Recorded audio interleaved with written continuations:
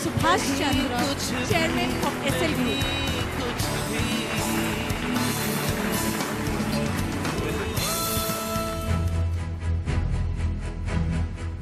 आप कैसे देखते हैं डिजिटल नए बिजनेसेस को? डिजिटल बिजनेस एक है बिजनेस, हजारों बिजनेसेस हैं, बहुत सी अपॉर्चुनिटीज हैं।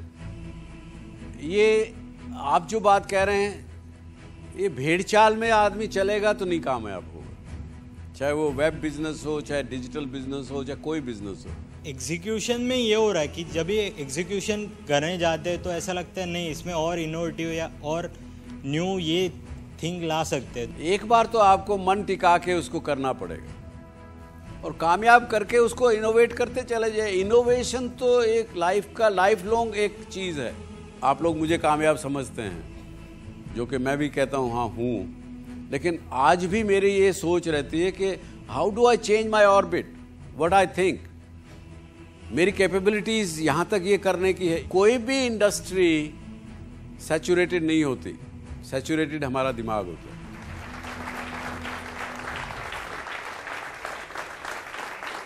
नमस्कार। आज हम मुंबई के वेलिंगर एजुकेशन इंस्टीट्यूट से आपसे बात कर रहे हैं। आप अपने घरों में इस शो को देख रहे हैं, आनंद ले रहे होंगे। आपके जो भी प्रश्न हो पूछिएगा। आज मुझे एक प्रश्न दिया गया कि आज जो एक भारतवर्ष में एक नया माहौल एक किस्म का बना है, जो पिछले 10-15 वर्षों में मायूसी का माहौल एक बना था, उससे हट के आज सब लोग बात कर रहे हैं कि इंडिया राइज कर रहा है। तो अभी आजकल क्या कहते हैं हम, ज़्यादा करके वर्ड आज जो चल रहा है, इंडिया इज राइजिंग। क्यों, यही बात है कि कुछ हो? हाँ, इंडिया इज राइजिंग।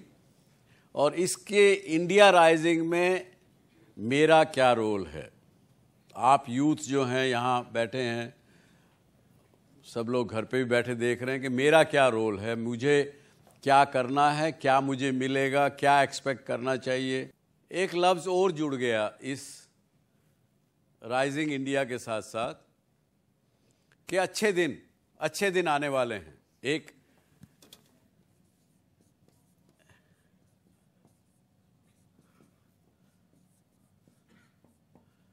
तो लोगों ने ये प्रश्न पूछना शुरू कर दिया कि नरेंद्र मोदी साहब, आपने वादा किया था कि अच्छे दिन आएंगे, मुझे वोट दीजिए।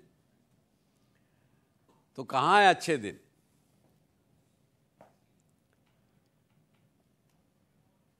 मैंने जिन लोगों ने ये कैंपेन बनाया उन लोगों से पूछा, भाई ये क्या था आपको? क्या भारतीय जनता पार्टी या नरेंद्र मोदी या किसी ने कहा क्या कि भाई आप ये स्लोगन बनाइए कि हमें वोट दे दीजिए तो अच्छे दिन आ जाएंगे? तो नहीं, ऐसा तो नहीं कहा। तो आपने कैंपेन कैसे बनाया? पिछले दिनों मुझे एक बड़ी अच्छी कंसल्टिंग ऑर्गेनाइजेशन से मिलने का काम पड़ा। उन्होंने अपना नाम रखा है EREHWON, इरवॉन कंसल्टिंग। कहाँ की कंपनी लगती है? कोई आपको लगता है कोई जो नाम साउंड करता है EREHWON, कोई जर्मन साउंडिंग नेम है, इटालियन साउंडिंग नेम है, हाँ, जापानीज साउंडिंग नेम है।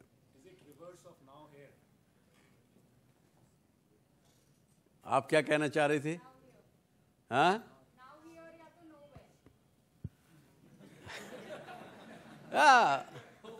सही कहा उन्होंने। I must complement both of you.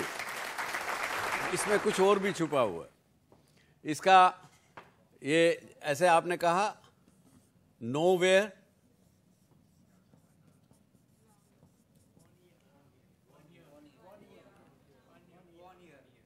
1 year? No. Now here.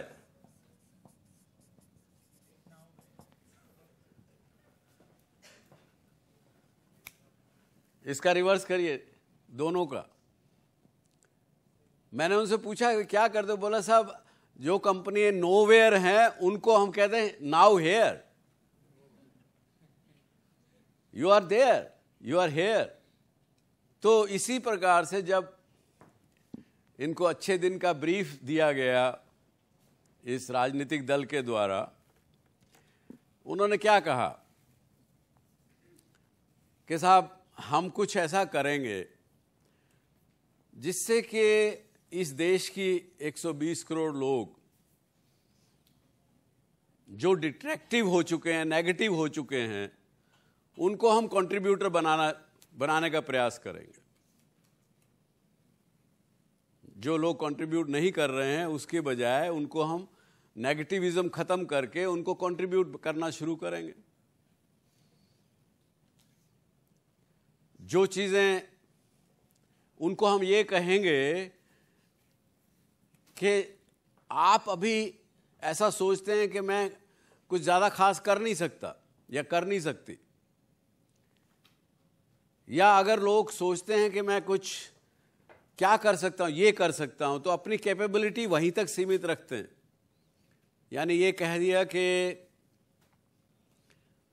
हम अपनी कैपेबिलिटीज को नीचा कर देते हैं क्योंकि हमको पता है कि ये सब कुछ दायरा है, हम यही कर सकते हैं, ये हम दूर करेंगे। तीसरी एक बात और उन्होंने कहा कि साहब बॉटलनेक कहाँ होते हैं, चाहे किसी बिजनेस में लीजिए, किसी देश में लीजिए, किसी कल्चर में लीजिए, किसी सिविलाइजेशन में लीजिए, या किसी इंडिविजुअल में लीजिए। जो समस्याएं होती हैं या जो प्रॉब्लम्स होती हैं, अगर कंपनियों के बिजनेस के हिसाब से लें तो एक पर्टिकुलर कंपनी में समस्याएं हो जाती कि उस कंपनी का लीडर अगर ठीक नहीं है तो वहाँ पे एट्रिशन 30% हो रहा है, 40% हो रहा है, लोग टिक नहीं रहे हैं। एक ग्रेविटी है उस कंपनी बेस्ड उसकी, यानी या इंडिविजुअल की बात कर लीजिए, हमारे अंदर भी अपनी कमियां होती हैं जिसकी वजह से हम सफ़र करते हैं। तो चाहे इंडिविजुअल कहिए चाहे कंपनी कहिए, उसकी ग्रेविटेशन होती है। उसके बाद इंडस्ट्री स्पेसिफिक ग्रेविटेशन होता है। इस इंडस्ट्री की पर्टिकुलर एक समस्या है, हम लोग कई बार सुनते हैं, अखबारों में पढ़ते हैं कि नहीं, कि इस इंडस्ट्री की समस्या है कि इस इंडस्ट्री के ऊपर ये यहाँ पे हिंदुस्तान में रॉ मटेरियल अवेलेबल नहीं है, हमको बाहर से ही लाना पड़ता है। एक समस्या है, जेन्युइन हो सकता है किसी इंडस्ट्री की समस्या हो, इसलिए लिमिटिंग फैक्टर बन गया। या इस पर्टिकुलर इंडस्ट्री के ग्राहक जो हैं वो केवल एक ही ग्राहक हैं, बनाने वाले कस्टमर एक ही है लेकिन बनाने वाले दसियों हैं। ये इंडस्ट्री स्पेसिफिक ग्रेविटी हो गई। इस प्रकार से कई चीज़ें हो सकती है। फिर तीसरी उन्होंने ये कह दिया कि जो कंट्री स्पेसिफिक कुछ प्रॉब्लम हैं वो भी एक ग्रेविटी हो सकती है। या हमारे ऊपर उससे चौथे रूप में जाएं तो कल्चरल इश्यूज हो सकते हैं। हम इन चारों को हटाएंगे, दूर करेंगे एज ए गवर्नमेंट। तो ये 3-4 चीज़ें करेंगे। अब इसका रिजल्ट क्या होगा ये मुझे तो नहीं पता, हमें तो नहीं पता, लेकिन वो रिजल्ट अच्छा ही होगा। आप बनाइए इसके बारे में कैंपेन। बोला ये बात हुई थी हमारी, उन्होंने बना दिया अच्छे दिन आएंगे, मोदी की सरकार लाओ, अच्छे दिन आएंगे। तो ये एक इस प्रकार की चीज़ है, जैसे ये ब्रांडिंग हुई, ये हुआ, कोई भी दूसरा ब्रांड क्रिएटिव लोग करते हैं, आउटकम क्या होगा उसकी वो वादा करते हैं। तो मेरी समझ से एज ए यूथ आप लोग सब यहाँ हैं, हमको क्या करना है इसमें अपने लिए, हमको ये सोचना चाहिए, ना कि इसलिए ये सोचना चाहिए कि अच्छे दिन आ रहे हैं, मेरा काम अब हो जाएगा, मुझे कुछ करने की ज़रूरत नहीं। सब कुछ यू नो, जॉब्स तो मिल ही जाएंगी, जॉब तो मेरे पीछे पीछे भागेंगी जी। अब मुझे कहीं जाने की जरूरत नहीं है। क्यों, ऐसा है कुछ? आपके दिन में क्या है, आप भी बताएं ना, आपने क्या समझा अच्छे दिन आने से? अच्छे दिन के सोच के सकारात्मक सोचते हैं तो शायद अच्छे दिन आ सकते हैं लोगों को, लेकिन उसके लिए पहले प्रयास करना पड़ेगा हमको। जी, वेरी गुड, अच्छी बात है। और किसने, आपने जब पहले सुना ये नारा, वोट दिया आप लोगों ने कि नहीं? क्या सोच के वोट दिया? क्या अच्छे दिन आएंगे, तो क्या मन में आया बताइए ना। नरेंद्र मोदी का पास्ट गुजरात अच्छा था, तो हम लोग ने भी बिलीव किया कि नहीं, अब उनको एक बार इंडिया का पीएम बनाना चाहिए। और एक एटमॉस्फेयर जब क्रिएट होता है तो खुद भी हम मोटिवेट होते हैं और अपने लिए खुद एक जगह बना सकते हैं। और वही विचारधारा से मैं आज भी अपने लिए काम कर रहा हूँ और साथ में कंट्री के लिए भी सोच रहा हूँ कुछ बड़ा काम करने के लिए। बहुत अच्छा, वेरी गुड। हाँ जी, जी आप बोलिए। सर, एक तो गवर्नेंस की जो बात थी, जो पिछली सरकार का जो कंट्रोल नहीं था गवर्नेंस का, एक तो उसकी उम्मीद थी कि इस सरकार में एक गवर्नेंस का अच्छा एक रूप रहेगा, इसलिए अच्छे दिन आएंगे ये उम्मीद थी, ठीक होगा तो अच्छे दिन आएंगे। हाँ। और दूसरा, कुछ लोगों ने एक मिसकॉन्सेप्ट कर लिया था कि अच्छे दिन मतलब अभी बहुत ही गवर्नमेंट जॉब की अपॉर्चुनिटीज आएगी, बट ऐसा कुछ नहीं था। उसके लिए जो पेंडिंग प्रोजेक्ट्स थे, जो नहीं मूव हो रहे थे, उनको अभी इन्होंने मूव करने की बात कही है, तो उसमें लोगों को काम मिलेगा, इसीलिए अच्छे दिन आएंगे। चलिए जी, आप बताइए। सभी क्लासेस ऑफ द सोसाइटी को नरेंद्र मोदी जी साथ में लेके चलेंगे। He won't differentiate between any particular class of the society. जी ठीक है। हाँ, My first intention was कि आगे जाके जब मैं अच्छा काम करूँगा तब जो फल आएगा वो अच्छा मिलेगा। That is all I thought. तो आपको मोटिवेशन मिला कि आप भी अच्छा काम करेंगे। हाँ, तो अच्छे दिन आएंगे। Yes. जी, बहुत अच्छा। जो करप्शन जो हो रहा था पिछले सालों में, वो कई हद तक कम होगा, और करप्शन कम होने के बाद जो ग्रोथ होने वाली है अपनी इंडिया की, वो पिछले सालों में जो हुई थी उससे कई गुना ज़्यादा होगी। बहुत अच्छे, करप्शन कम होगा ऐसा आपने लिया। हाँ, मैं भी यही कह रही हूँ कि करप्शन जो है बहुत कम हो सकता था। Inflationary trends way very high in the economy, तो ये दोनों चीज़ें वो कम कर सकते थे। एंड मोस्ट इम्पॉर्टेंटली उनके अंदर ये एक आदत है कि वो इंडिया को ग्लोबल मैप में बहुत अच्छी तरह प्रोजेक्ट कर सकते थे। ये उनके स्पीचेस से इट वाज वेरी विजिबल, तो मुझे लग रहा था वो ये ज़रूर इंडिया के लिए इम्पॉर्टेंट है। ये आपको लगा, ठीक है जी। हाँ बताइए। I am Divanti Jaiswal.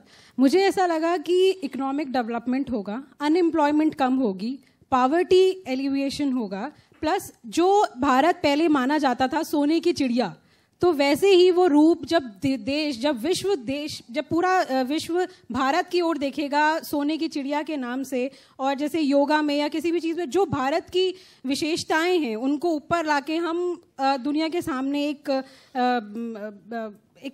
Urjit verge होंगे, वैसा। अब आगे चलते हैं। ये तो अपना अलग अलग हमने सोचा कि ये क्या होगा अच्छे दिन के विषय में। अब हम अगले प्रश्न पे चलते हैं कि इसमें हमारा यूथ का क्या रोल है, और आप एज ए यंग समाज से, देश से, अपने ऑर्गेनाइजेशन से, भावी ऑर्गेनाइजेशन से आपकी क्या एक्सपेक्टेशंस हैं? मैं इसलिए कह रहा हूँ, ये प्रश्न क्यों पूछ रहा हूँ ये भी आपको बताना चाहिए, ज़रूरी है कि जब आदमी क्लियर होता है ना कि मुझे क्या चाहिए या मुझे कहाँ पहुँचना है, तो आदमी सूनर और लेटर उस जगह पे पहुँच जाता है।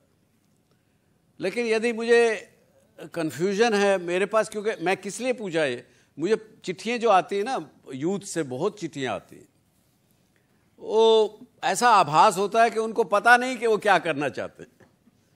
कई तो मुझे कहते हैं जी मैं अभी MBA के 3रे साल में हूँ, मैं पूछना चाहती हूँ आपसे कि मुझे क्या करना चाहिए। तो मैं उनसे पूछता हूँ वापस जवाब दे के, चिट्ठी लिख के, भाई आपने MBA क्यों ज्वाइन किया? कुछ सोच के किया होगा ना, क्या एक्सपेक्टेशन थी आप? नहीं, वो जवाब आता है तुरंत, नहीं मेरे कुछ दोस्त जा रहे थे MBA करने, इसलिए मैं भी चली गई। तो कहना ये चाहूँगा कि आप कुछ भी कर रहे हैं, क्योंकि जो पल, जो समय है, ये जो निकल गया, उसके बाद जब आप 50-60 साल के हो जाएंगे, मेरी उम्र पहुंचेंगे, तो याद ये करेंगे यार ये जवानी बेकार कर दी, मुझे तो डॉक्टर बनना चाहिए था, मैं तो इंजीनियर बन गया। बहुत से रिग्रेट्स होंगे, तो वो रिग्रेट मत होने दीजिए। जो भी कुछ करें बड़ा साफ सुथरा समझ के करें। इसलिए मेरा प्रश्न है कि आपको पता है कि आप क्या चाहते हैं अपनी लाइफ से, अपने आप से। अगर कंफ्यूजन है तो पूछिए सवाल। सवाल पूछने में अगर उसको क्लैरिटी करने के लिए अगर आपको किसी के पास जाना पड़े, उनसे पूछना पड़े कि भाई मैं कंफ्यूज हूं, मुझे क्लैरिटी नहीं है, पूछने में कोई हर्जा नहीं, गाइडेंस लेने में कोई तकलीफ नहीं। इसीलिए आपके पास टीचर्स हैं, प्रोफेसर्स हैं, आपके घरों के बुजुर्ग हैं। जी, जब आपने अपना बिजनेस स्टार्ट किया था, आप भी हम लोगों जैसे सिर्फ 17 साल के थे, बट आपके पास एक लायबिलिटी थी कि मुझे अपने घर का 5 लाख का लोन क्लियर करना है। आज ये सब आपको कैसे पता लगा? रिसर्च करते हैं हम भी। अच्छा, रिसर्च करते, वेरी गुड, बहुत अच्छा, बहुत अच्छा।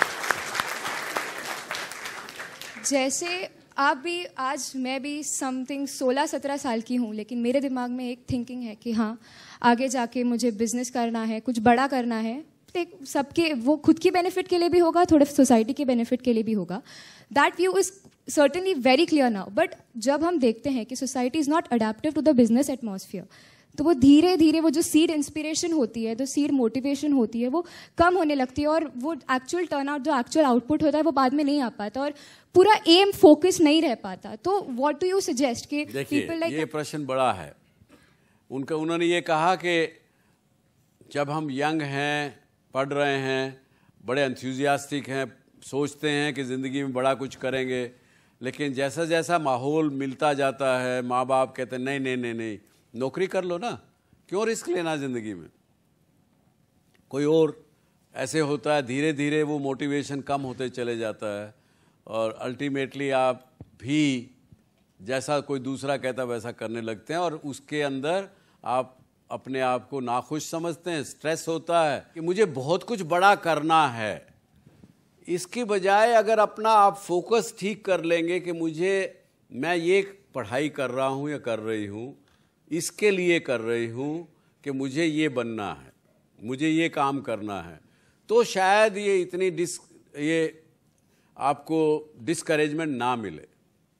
जब हम अपने मन में क्लियर नहीं होते हैं तो दूसरे से पूछते हैं, फिर कुछ ना कुछ सवाल जवाब होते हैं। समस्याएं सबके साथ रही, मेरे साथ भी रही। 17 रुपये लेके घर से निकला, 8.5 रुपये बस का भाड़ा लग गया, 8.5 बचे थे। तो लेकिन उसको अपने ऊपर हावी नहीं होने दिया कि मेरे पास पैसा नहीं है या मेरे पास इस चीज़ की कमी है। कमी हमारे पास सबकी रहेगी। देखिए, जब इंसान कितना भी आगे बढ़ा चला जाए, खासकर मनुष्य एक ऐसा प्राणी है जिसकी कभी इच्छा पूरी होती ही नहीं है। हम जाके मंदिर में प्रसाद चढ़ाते हैं, कहते हैं हमको हे भगवान ये मिल जाए ना, मैं इस बार पास हो जाऊं ना अच्छे नंबरों से, 90% से पास हो जाऊं तो आगे प्रसाद चढ़ाऊंगी। वो मिल जाता है, उसके बाद फिर आप और एक्सपेक्ट करने लगते हैं, फिर कहते हैं नौकरी मुझे ऐसी मिले, नौकरी वो भी मिल जाती है, उसके बाद कहते हैं इससे अच्छी मिले, इससे ज़्यादा मिले। बिजनेस में लगते हैं तो कमाई हुई 10 लाख रुपया महीने का कमाया, नहीं मुझे 20 लाख होना चाहिए। वो बढ़ते बढ़ते 2000 50,000 करोड़ कब तक पहुंच गया कुछ पता ही नहीं लगता। फिर भी आखिर में कहते हैं यार कुछ नहीं किया। क्यों? ग्रीड की कोई लिमिट नहीं होती, उससे भी डिसअपॉइंटमेंट्स होती हैं। तो ये सब जो आपने कहा इसका, और वो जब आदमी इतना ऊंचा पहुंच गया और वहां भी वो कहता है कि मुझे कुछ नहीं मिला, तो सभी की एक ही स्थिति है एक हिसाब से।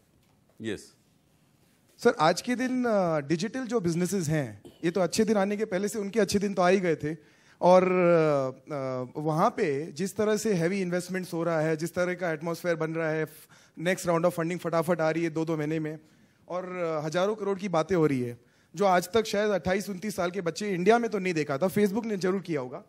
सर, मेरा आपसे ये क्वेश्चन ये है कि उसको देखते हुए कुछ एक लोग हैं जो अपने आप को समझते हैं कि बस एक वेबसाइट बुक करने की देरी है, एक खोल देंगे ऑफिस और बस हमारा भी काम फटाफट हो जाएगा। और एक बहुत बड़ा सेक्शन अभी भी ऐसा है जो उस चीज़ से इंस्पायर्ड नहीं है, उस चीज़ को लेके आज भी पेरेंट्स बोलते होंगे अपने बच्चों को कि ये तो बहुत रिस्की है, मत करो। और शायद मुझे भी उस चीज़ का डर लगता है पर्सनली स्पीकिंग कि भगवान करे ये एटमॉस्फेयर अच्छा ही बना रहे, क्योंकि उनके बिजनेस मॉडल रिस्की हैं। कल अगर कुछ हो गया तो ये फिर से जो थोड़ी बहुत पॉजिटिविटी आई है वो खत्म हो जाएगी। आप कैसे देखते हैं डिजिटल नए बिजनेसेस को? डिजिटल बिजनेस एक है, बिजनेस हजारों बिजनेसेस हैं, बहुत सी अपॉर्चुनिटीज़ हैं। ये आप जो बात कह रहे हैं, ये भेड़ चाल में आदमी चलेगा तो नहीं कामयाब होगा, चाहे वो वेब बिजनेस हो, चाहे डिजिटल बिजनेस हो, चाहे कोई बिजनेस हो। क्योंकि किसी ने, बंसल ने फ्लिपकार्ट बना के 20-15 बिलियन की कंपनी बना ली, मैं भी बना लूं, ये सोच के करेंगे तो नहीं कामयाब होंगे। आप नीड गैप कहाँ है जो कि आज के दिन अवेलेबल नहीं है, दूसरा सर्विस नहीं कर रहा है, उसको देखिए, उसको पूरा करिए, आप कर सकते हैं। डिजिटल एनवायरनमेंट में सबसे बड़ी चीज़ डिजिटल ने क्या दी है कि आप बहुत से कम पैसे में आप एक काम शुरू कर सकते हैं। उसके बाद तो आपके अगर नीड गैप होगी, वाकई आप पूरा करेंगे तो उसको बड़े जल्दी भाग जाएगा, बड़े जल्दी दौड़ेगा। लेकिन केवल इसलिए कि मैं ये तो जी बस रामबाण है, it doesn't apply to all, it doesn't apply to everybody. हाँ जी, आज अगर 24-25 साल का लड़का, मिडिल क्लास लड़का अगर एंटरप्रेन्योर बनना चाहे और उसको अगर इन्वेस्टमेंट मिले 10 लाख का या 15 लाख का, और वो अगर फेल हो जाए तो उसको रिटर्न करना पड़ेगा, तो उसका उसके ऊपर प्रेशर रहता है, तो वो हैंडल करने के लिए वो क्या सोचे? नहीं, मैंने तो इसलिए पहले कहा आपको कि जब आप कोई नया बिजनेस शुरू करते हैं उसके रिस्क क्या हैं, रिस्क प्रोफाइल क्या हैं, वो सारे आपको जानने चाहिए, समझना चाहिए।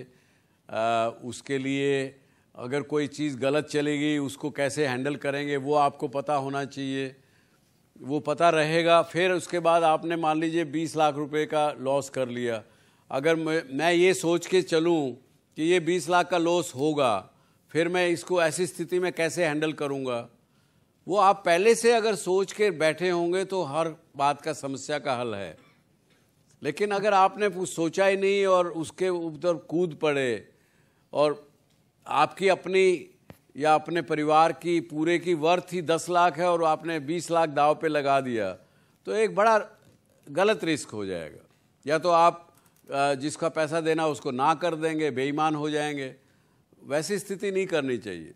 सर, तो आपका माइंडसेट क्या था 30-35 साल? मेरा माइंडसेट तो ये था कि मुझे तो केवल वो 5 लाख रुपए कर्जा चुकाना है, उसके लिए मुझे बिजनेस करना है। जब बिजनेस कर रहा हूं तो आज क्या बिजनेस कर रहा हूं, आज शाम तक क्या कमाया, वो मेरा ध्येय होता था। डेली मुझे कुछ ना कुछ कमाना चाहिए, मेरा आज का दिन सही गुजरना चाहिए। और अगले दिन अगर किसी दिन मैंने 500 रुपये या 5000 रुपये लॉस कर दिया तो मुझे होता था कि नहीं भैया, अब अगले दिन इसकी पूरी भरपाई करनी और आगे पॉजिटिव करना है। तो एक लिमिटेड रूप से जब अपना पूरा ध्येय बना के चले, आप फोकस करके चले, तो कामयाब होंगे। I want to do MBA and take some work experience before getting into entrepreneurship. But my dad says that, you just take the degree and we'll start up with a business. But I think, I should take some work somewhere and get that confidence through which I can, take proper decisions. तो आपको ये कहने का क्या कारण है, आपके मन में क्यों आता है ऐसा? क्या? कि मुझे पहले वर्क एक्सपीरियंस गेन करना चाहिए बिजनेस करने से पहले। आपके फादर कहते हैं नहीं आप बिजनेस करिए शुरू में, तो उनका भी कुछ कहने का कारण होगा ना। तो आपका क्या कारण है? आपको ये शायद ना पता हो कि आपके पिताजी क्यों कह रहे हैं, लेकिन आपको अपना तो पता होगा ना, आप क्यों कह रहे हैं, किस कारण से कहते हैं कि आपको पहले एक्सपीरियंस गेन करना चाहिए। क्योंकि मुझे लगता है कि में वो इतना ज्यादा कॉन्फिडेंस नहीं है, या फिर मैंने कोई गलत डिसीजन ले लिया तो लॉस हो जाएगा। हाँ, तो अब आपने सही जवाब दिया। I must say that you are being a very honest person. आपके अंदर विश्वास की, आत्मविश्वास की कमी है, इसलिए आप एक बीच का रास्ता चुन रही हैं, मतलब एक आसान रास्ता चुन रही हैं। आपको शायद बुरा लगेगा, लेकिन आप अगर किसी वर्क एक्सपीरियंस के लिए जाएंगी ना, वहां भी फेल हो जाएंगी। क्यों? क्योंकि आपके अंदर विश्वास की कमी है।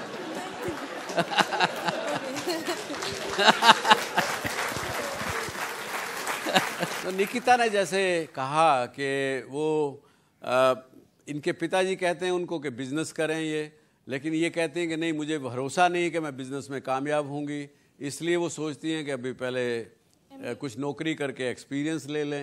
लेकिन मैंने इनसे कहा कि अगर आपको अगर विश्वास अपने पर नहीं है, आत्मविश्वास नहीं है, तो वो कमी है, ना कि आपके अंदर बिजनेस करने के लिए एक्सपीरियंस नहीं है, उस बात की कमी है।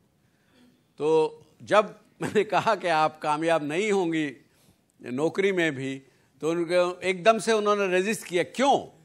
बड़े ज़ोर से उन्होंने कहा।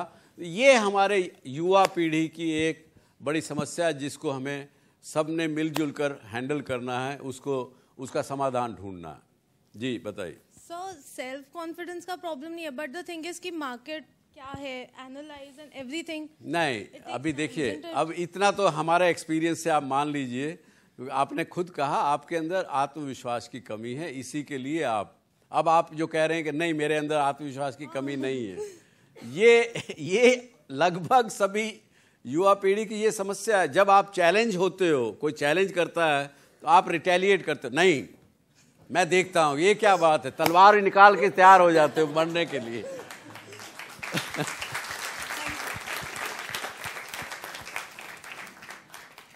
हमारा जो आइडिया था, हमने उससे बिजनेस स्टार्ट तो किया, फिर रिसर्च साइड बाय साइड चल रहा था, तो रिसर्च से और हमें पता चला कि ये नया इनपुट आया, ये कुछ हम कर सकते हैं, तो हमने वो बिज़नेस स्टॉप कर दिया रिसर्च के अकॉर्डिंग चेंजेस के। तो अभी हमने इतना रिसर्च ये करते करते हमारा ऐसा हो गया अभी कंडीशन कि जो मेन आइडिया वो स्क्रैप होके एक नया ही आइडिया आ गया है।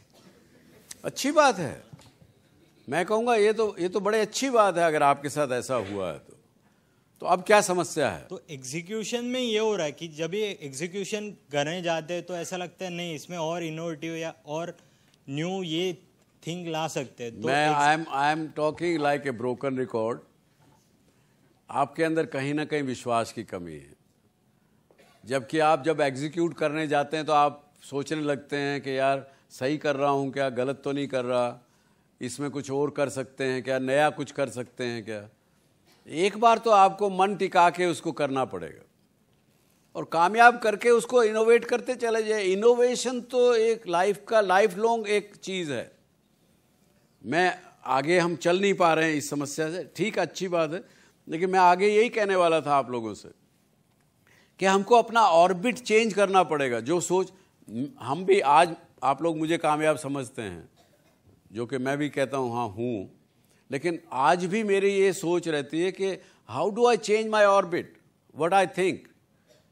मेरी कैपेबिलिटीज़ यहाँ तक ये करने की है। एक बिजनेस हमारे ग्रुप में ऐसा है जिसके हम उसकी समस्या को सुलझा नहीं पा रहे, मैं भी नहीं सुलझा पाया, मेरे साथी भी नहीं सुलझा पाए। मैंने अच्छे उस फील्ड के बड़े बड़े एक्सपर्ट एक दो ला के लगा दिए, कोई हल नहीं कर पाया। लेकिन अभी मतलब मैं लगभग इस स्थिति में पहुंच गया था कि इस बिज़नेस को बंद करिए, क्योंकि अपना प्रिंसिपल है कि या तो हम स्ट्रॉन्ग नंबर वन हो या स्ट्रॉन्ग नंबर 2 हो, दोनों में ही नहीं पहुंच पा रहे हैं। तो बिफोर मैं फाइनल डिसीजन लूँ बंद करने का उसको, जिसमें मुझे कोई समस्या नहीं है, लेकिन वो करने से पहले मैंने किसी से बात की तो हमने कहा कि अपना थिंकिंग बदलो, इस बिज़नेस का ऑर्बिट दूसरा क्या हो सकता है वो सोचो। वो अगर सोचेंगे तो शायद हम उलझ गए, क्योंकि मैंने अपनी लिमिटेशन बना ली खुद की हमने एक बाउंड्री बना ली कि जी मैं तो या तो नंबर 1 हूँ या स्ट्रॉन्ग नंबर 2 हूँ। ये मैंने अपनी लिमिटेशन अपने लिए खड़ी कर ली ना, अपने लिए दीवार खड़ी कर ली। क्यों ना मैं नंबर 1 के भी 50 कदम आगे हूँ, इस इंडस्ट्री को पूरा रीडिफाइन करूँ, जिससे कि बाद में आने वाले लोग मेरे को फॉलो करेंगे, ये ऐसे ऐसे हुआ था, ये नया ही हो गया। तो ऑर्बिट शिफ्टिंग का नाम दे दिया, जिसके बारे में हम कई देर चर्चा कर सकते हैं। तो ये चीज़ आपके ऊपर लागू होती है कि आप जो ऑर्बिट शिफ्टिंग की बात करेंगे या उसमें इनोवेशन करने की बात करेंगे, वो ऑनगोइंग प्रोसेस है। एक बार आप मन टिका के उस बिजनेस को शुरू करिए। आप जब बिजनेस में जाएंगे आगे आने वाले समय में, आपको हर जगह चैलेंजेस मिलेंगे, आप भी चैलेंजर बनेंगे। जो चैलेंजर होता है वो क्या सोचता है, समझा आपने? चैलेंजर मतलब अगर आप, आई एम श्योर आप मैनेजमेंट ग्रेजुएट्स हैं, बिजनेस स्कूल से हैं, आपने कई केसेस देखे होंगे कि एप्पल चैलेंज नोकिया, या और भी एग्जाम्पल बहुत हैं, भारत के भी बड़े एग्जाम्पल्स हैं। हाँ, जो लोग चैलेंजर बने, जिन्होंने एग्जिस्टिंग बिजनेस को चैलेंज किया, चैलेंजर क्या सोचता है? आपसे एक प्रश्न है मेरा, आपके दिमाग में चैलेंजर क्या सोचता है? चैलेंजर सोचता है फॉलो द लीडर। जो एग्जिस्टिंग लीडर है किसी भी बिजनेस में, मीन्स हम चैलेंजर उसकी बेस्ट प्रैक्टिसेस नहीं देखता,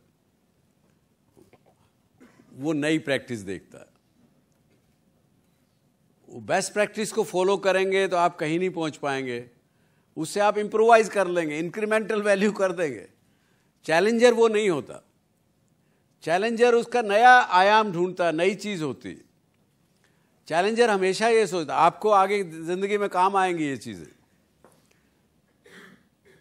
कि कोई भी इंडस्ट्री सैचुरेटेड नहीं होती, सैचुरेटेड हमारा दिमाग होता है। ये एक बात को गांठ मान लीजिएगा।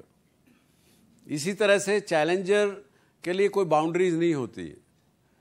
बेस्ट प्रोडक्ट एग्जिस्टिंग है, वो छोड़ दीजिए, वो है, लेकिन उसके उस प्रोडक्ट से कौन सी नीड ऐसी कस्टमर की है जो पूरी नहीं हो रही है, वो ढूंढता है वो, और वो उसको पूरी करता है, और उसको पूरी करके उस लीडर को डिसलॉज करता है।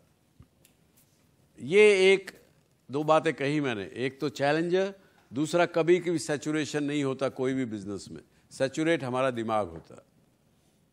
या फिर जो हमारा देखने का नज़रिया जो है किसी भी चीज़ को, वो लिमिटेड हो सकता है, अपॉर्चुनिटीज़ लिमिटेड नहीं है। हम देख नहीं पाते। कोई भी आइडिया देखिए, हम बाद में कहते अरे यार इसने बड़ा अच्छा कामयाब किया, ये मुझे आइडिया क्यों नहीं आया? बड़ा आसान था। सिंपल चीज़ें होती हैं जो कि आगे चल जाती हैं। या बहुत बार हम क्या कहते हैं, यार ये आइडिया तो मुझे भी आया था, मैंने भी सोचा था यार, पर क्या आप सोचते रह गए, अपने आप पर भरोसा नहीं किया, अपने आप पर विश्वास नहीं किया, दूसरा कोई आगे चल के निकल गया। तो ज़िंदगी में ये कुछ चीज़ें हैं जो आपके काम आएंगी कि चैलेंजर बनिए, देखने का नज़रिया बदलिए, अपने आप पर विश्वास रखिए, ऑर्बिट शिफ्टिंग करिए, चेंज करिए। और एनरोलमेंट ज़रूरी है। अगर आपके फादर मदर अगर कुछ कहते हैं कि ये करो, आपको नहीं लगता कि वो है, वो जैसे उन्होंने कहा कि आप वो पहला कस्टमर है, उनको एनरोल करिए, उनको साथ लीजिए और काम करके दिखाइए। तो अब कंस्ट्रक्टिव रूप में कोई प्रश्न है तो अब आपके पूछिए, बजाय इसके कन्फ्यूजन के। So why are the ideas of the youth always neglected by the elders in our country especially? As in they always feel that you are too young for it. At any point of age, they always feel that the youth with better ideas... एक तो ये मैं ये कहता हूँ कि ये बात आपका कहना जायज़ है मेरे ख्याल से। आई डोंट नो आप सब क्या कहेंगे। हम एक प्रोटेक्टिव समाज, प्रोटेक्टिव कम्युनिटी है। प्रोटेक्टिव किस लिए? वातावरण ऐसा मिला, बैठिए, वातावरण ऐसा था, हजारों वर्षों की गुलामी। मुझे याद है कि एज ए यूथ मैंने अपने ग्रैंडफादर से पूछा कि साहब हम ये शादियाँ जो होती हैं हमारे यहाँ, ये रात को ही क्यों होती? 3 बजे 4 बजे। बोले जी गोधूली का फेरा है, शाम के टाइम, रात के टाइम हुआ, बहुत से लोग 3 बजे 4 बजे करते हैं। तो उन्होंने बताया, जवाब दिया मुझे कि साहब पहले राजाओं महाराजाओं का राज होता था इस एरिया में, तो साफा लगा के कलंगी लगाने का अधिकार केवल राजा को होता था। लेकिन हम क्योंकि हमारा परिवार भी राजवंशी है तो इसलिए हमारे यहाँ परंपरा थी, तो राजा पकड़े ना इसलिए रात को चुपचाप कलंगी लगा के घोड़े पे बैठ के बारात लेके जाते थे, इसलिए ताकि झगड़ा ना हो। अब इसमें छोटी सी बात है, लेकिन अगर इसको गहराई से सोचें तो एक बड़ी चीज़ हमको देखने को मिलती है, सुनने को समझने को मिलती है। क्यों ये समाज ऐसा प्रोटेक्टिव हो गया, जबकि वेस्ट में जब बच्चा, मैंने देखा 3 साल का हुआ, उसको माँ उठा के पानी में फेंक देती, तैर बेटा अपने आप। हमारे यहाँ क्या होता है, जब बच्चा गुढ़ाली चलने लगता है घुटने पर, माँ पीछे दौड़ के आती, बेटा इधर मत जाना, खिड़की में गिर जाएगा, ये इधर पानी है, इधर मत जाना। शुरू से ऐसे प्रोटेक्टिव हो जाते हैं हम लोग, जब तक वो बच्चा 12, 14, 15 साल का होता है, उसमें जो इनिशिएटिव लेने की ताकतें होती सब खत्म कर देते। आपका रोष के आपके बुजुर्ग आपकी बात नहीं सुनते हैं, है स्वाभाविक है, लेकिन ओनस फिर हमारे पर है एज ए यूथ कि हम उनको किस प्रकार से विश्वास दिलाएं कि नहीं, मैं जो कह रहा हूं कर सकता हूं। एक बार उनको विश्वास होता तो वे आपको फ्रीडम भी तो देते हैं ना। आज आपके माता पिता ये भी तो कहते हैं ना कि मेरे लिए सबसे बड़ा खुशी का दिन कौन सा होगा। एक फादर के लिए सबसे बड़ा खुशी का दिन कब होता है? जब उसको उसके बेटे के नाम से जाने लगे।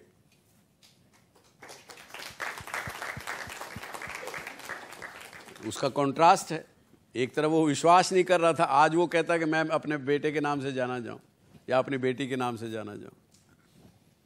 तो यूथ को थोड़ा सा एक कदम आगे बढ़ना पड़ेगा, ज़्यादा, बजाय इसके कि उनकी जो बनी हुई सोच है उसको बदल सके, जल्दी से बदलेगा। हाँ, yes sir. Doctor Subhash Chandra ji, मुझे ऐसे महसूस हो रहा है एज अ स्टूडेंट और लर्नर, क्योंकि काफ़ी अच्छे सवाल अपने यूथ ने भी ये किए, सामने आपके प्रेजेंट किए। मुझे ऐसा लगता है कि this is the best medium, this एक काफ़ी अच्छा माध्यम है कि करोड़ों लोगों के पास पहुंचने के लिए, क्योंकि आपका जो मैसेज है तो आप सब स्टेक होल्डर को साथ में लेके चल रहे हैं, ना खाली यूथ यहाँ पे तो है ही है, बट परिवार में है, रेगुलेटर्स है। तो मेरे हिसाब से इस तरीके का जो आपका ये जो अभियान आपने शुरू किया है, जैसे हम बाकी अभियान स्वच्छ भारत बात कर रहे हैं, rising India, make in India, मुझे ऐसे लग रहा है कि आप लीडर टीचर का रोल प्ले कर रहे हैं। वो अप्स एंड डाउन्स रहेंगे, we must go through both ups and downs. तो मगर उनको शायद I think add on the curve they will get a mentor in your, आपके रूप में मेंटोर की महसूस होंगी। तो with this sir, thank you very much. Thank you. आपने बहुत बड़ी बात कह दी। मैं ऐसा अपने आप को उस गलतफहमी में तो नहीं डालना चाहता, लेकिन ये ज़रूर है, जब मैंने शुरू किया था ये, तो एक अनायास एक मन में विचार आया कि क्यों ना हम अपने एक्सपीरियंस आज के आने वाली पीढ़ी जिसके ऊपर ये देश का भविष्य निर्भर करता है, हम लोगों ने तो कर लिया सब, आप लोगों को आगे करना है, तो क्यों ना उनके साथ हम अपने एक्सपीरियंसेस शेयर करें। उसी भावना से शुरू किया था, लेकिन इसका लाभ अगर मिलेगा तो बड़ी खुशकिस्मती होगी मेरी भी।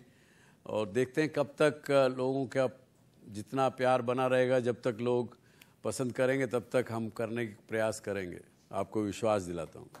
थैंक यू, धन्यवाद, all the best, thank you.